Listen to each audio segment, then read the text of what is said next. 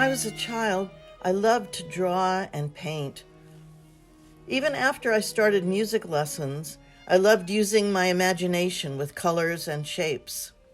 I didn't make a connection between music and art until I studied Dalcroze's Eurythmics with Inde Howland at Oberlin. She had us dancing across the room and hearing in a way I had never been taught. Listening to a trill played by a master, she showed us how music is not linear, moving left to right across time. It is three-dimensional, sculptural. This was a revelation. Unless you are a composer, and I never felt called in that direction, your avenues for creativity as a musician are specific and can feel limiting. Being a performer is a restricted creativity.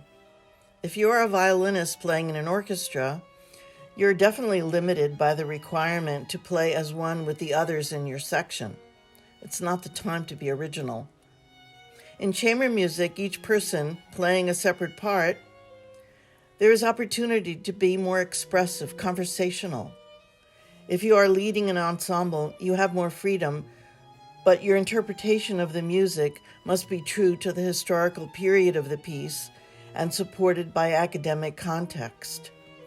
Creating a concert program can be a creative project as you choose what music to pair with what.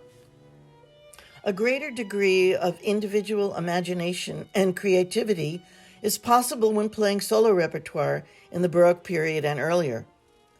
Composers may write the bare outlines of the line and expect the performer to embellish and ornament.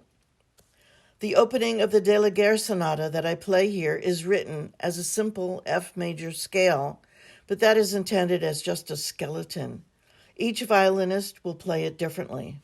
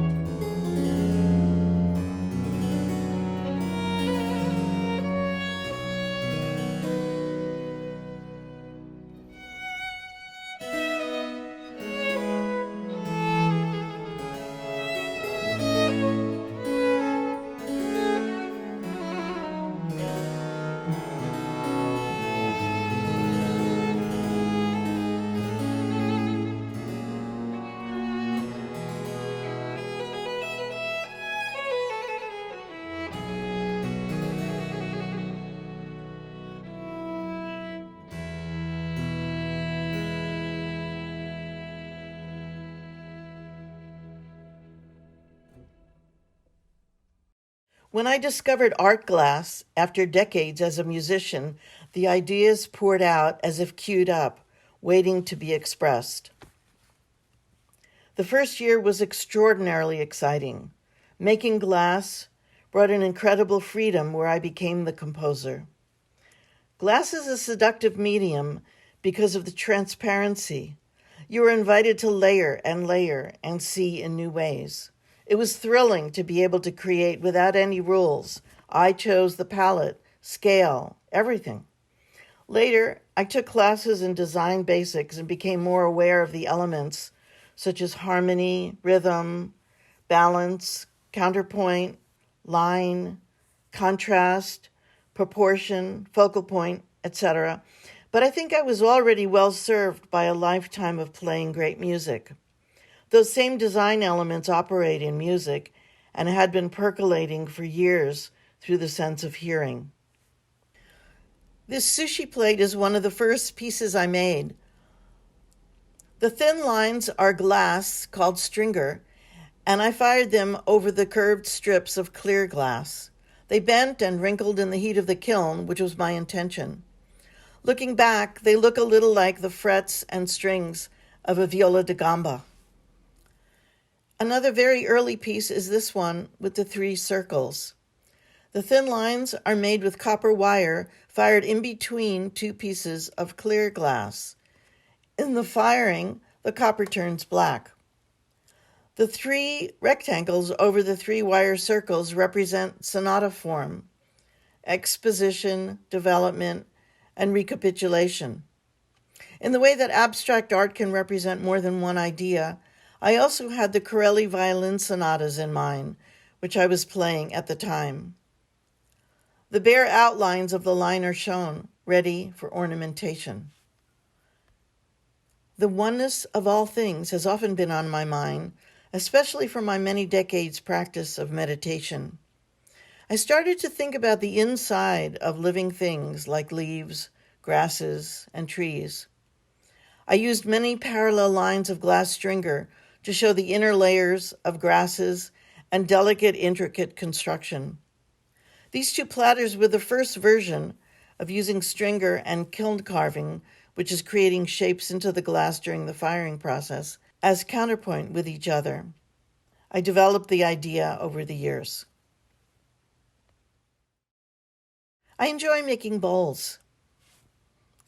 This round blue one and the large square amber bowl both use kiln carving inspired by the curved levels of the Guggenheim Museum in New York.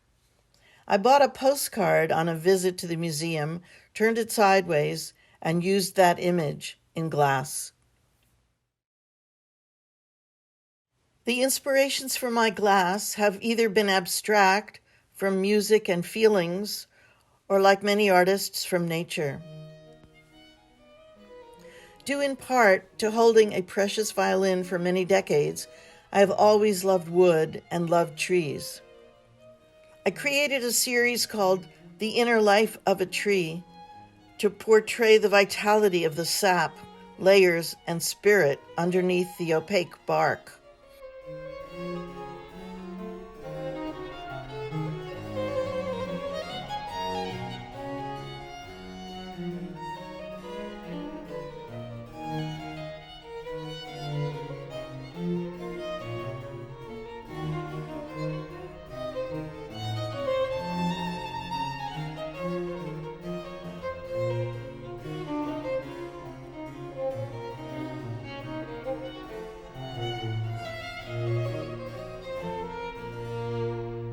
As a result of playing the violin and observing the beauty of the design, I fell in love with violin bridges, both the beauty and the metaphor.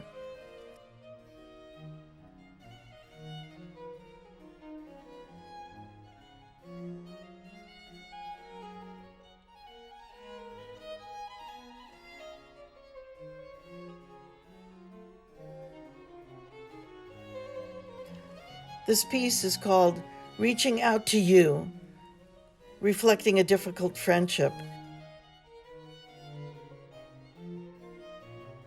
And this one, Conversations During Intermission, where the bridges in pairs are the musicians backstage.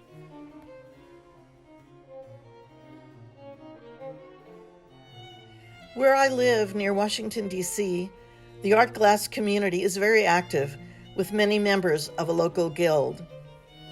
There are artists of many skill levels and studios which offer frequent workshops. Very early on, after recognizing the artistic possibilities of the medium, I threw myself into the glass world here. I entered shows and was soon accepted into national craft shows. The advantage was it forced me to quickly clarify my voice as an artist and to seek high standards of myself. It was a thrill to meet other artists, most of whom had no idea I was a musician. I began to get commissions for public installations and to sell smaller works as well.